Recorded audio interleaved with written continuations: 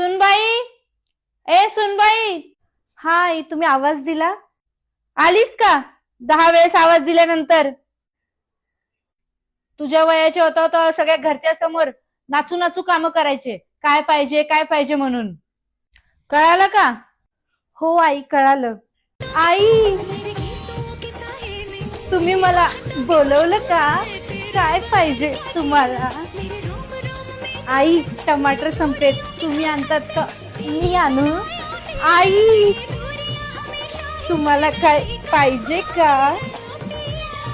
हा आई, आता आणते.